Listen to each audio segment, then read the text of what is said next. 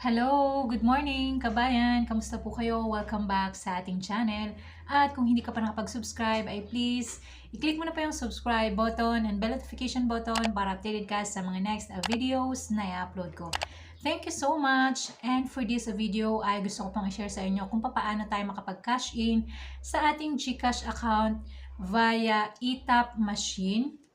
So, kung may makikita po kayo sa mga grocery store, sa Dali, sa 7-Eleven, or sa ibang malapit sa mga area na may sari-sari store, ganyan, or sa mall, ayan. Kung meron po kayong makikitang machine na kagaya nito, ayan, ipa-flash ko sa screen, yun yung eTap. So, pwede tayo diyang mag-pay ng bills, mag-cash in, pero parang kagaya po ito ng over-the-counter kapag naka 8,000 kayo sa isang buwan is free siya.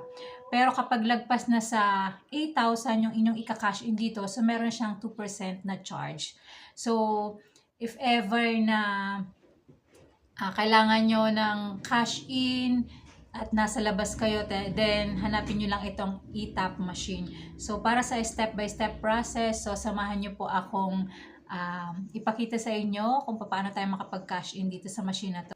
And shout out kay JM na nag-assist sa akin. Thank you so much. So tara, samahan niyo po kami. Tara mag-cash in.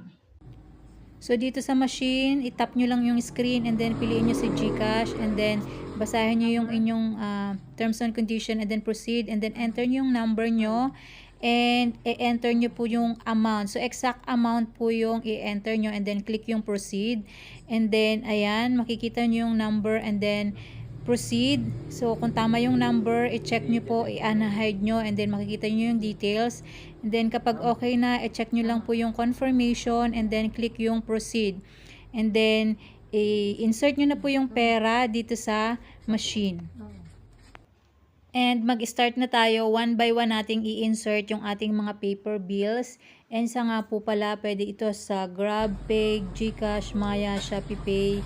Ayan, so disclaimer, hindi po ito sponsored. So, share lang po natin kasi first time po din talagang mag-cash in dito sa eTap, kaya nagpa-assist tayo dito kay JM. So, ayan, every time po na nag-insert tayo ng paper bill sa machine, kapag successful na yung insert niya is nadadagdag siya doon sa makikita nyo sa screen na meron siyang automatic calculator na didetect niya kung magkano na yung na-insert natin na paper bills. And hanggang matapos po yan, so kumpletuhin lang natin yung amount. And sa nga po pala, dahil wala nga akong data, so hindi ko agad siya na-check sa aking GCash application. Pero after nyo pong successful na makapag-cash in dito sa eTap machine, ay meron po kayong instant na marireceive na text message from GCash na nagsasabing successful yung inyong cash in sa eTap machine. So, ayan, tapusin lang po natin yung pag-insert ng ating pera dito sa machine and habang kinukumpleto po yung i-insert sa machine, so dapat ayos din kasi yung pag-insert kasi minsan dapat walang kulubot yung pag-insert nyo, so para walang hassle. Pero madali lang naman siyang i-insert kasi nga automatic naman siyang kinakain ng machine at ayun, automatic din madidetect kung magkano na yung amount. And ayan, once makompleto na yung ating amount na ika-cash in, so click nyo lang yung print my receipt, or pwede rin naman na kung ayaw nyo ng printed na receipt, pwede nyo pong i-screenshot. So ayan, may malalabas po siyang printed na receipt na ibibigay sa inyo ng machine.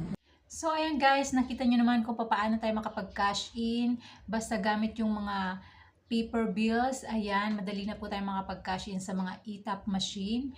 So, thank you so much for watching. At kung hindi ka pa nakapag-subscribe, ay please, click mo na po yung subscribe button and bell notification button para updated ka sa mga next videos na i-upload ko.